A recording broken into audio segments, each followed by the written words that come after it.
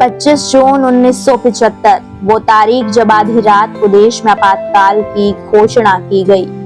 लोकतंत्र के इतिहास में इस दिन को काला दिन माना जाता है।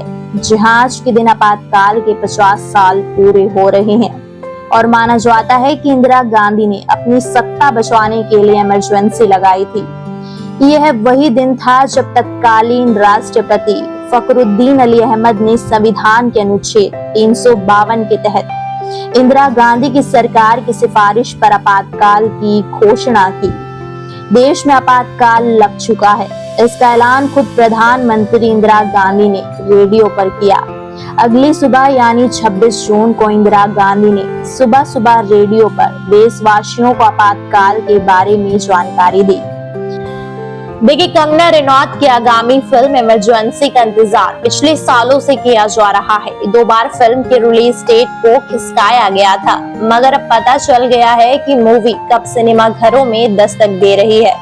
जहां मणिकर्णिका फिल्म्स के बैनर तले बनी इमरजेंसी को पहले 24 नवंबर 2023 में रिलीज किया जाना था, लेकिन किसी वजह से ये थिएटर्स में नहीं जा पाई। बाद में फिल्म की रिलीज डेट 7 महीने आगे बढ़ा दी गई और इसे 14 जून 2024 को थिएटर्स में लाना था, मगर कंगना रनौत की चुनावी यात्रा के चलते इसे भी पोस्टपोन कर दिया गया। लेकिन अब आखिरकार एक्ट्रेस से सांसद बनी कंगना रनौत ने अपने फैंस को खुशखबरी दे दी है। उन्होंने बता दिया है कि ये फिल्म कब सिनेमा घरों में आने वाली है। जी हां, कंगना रनौत ने एक पोस्ट के साथ बताया कि फिल्म इसी साल 6 सितंबर को सिनेमा घरों में रिलीज हो रही है।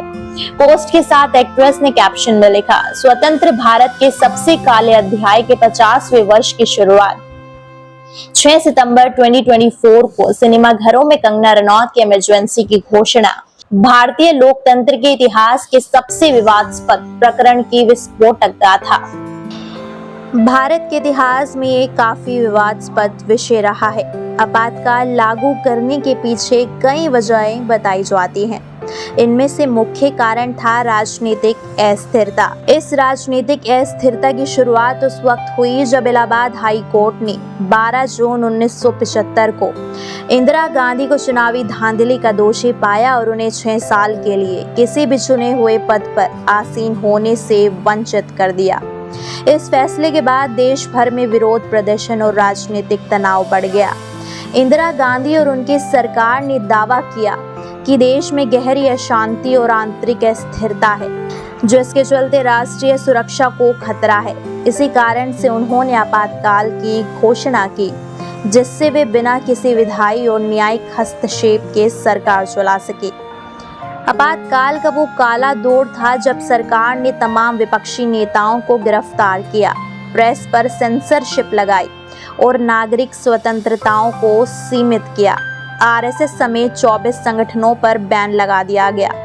इसके अलावा इंदिरा गांधी की सरकार ने देश में व्यापक सामाजिक और आर्थिक सुधारों की शुरुआत की, जिसमें जबरन नसबंदी और स्लम क्लियरेंस जैसे कठोर उपाय शामिल थे। कई इतिहासकारों का मानना है कि आपातकाल का उपयोग इंदिरा गांधी ने अपनी सत्ता को मजबूत करने और विरोधी आवाजों को दबाने के लिए किया। यह घटना भारतीय लोकतंत्र पर एक गहरा आघात थी और इसने देश के राजनीतिक इतिहास में एक गहरी छाप छोड़ी है।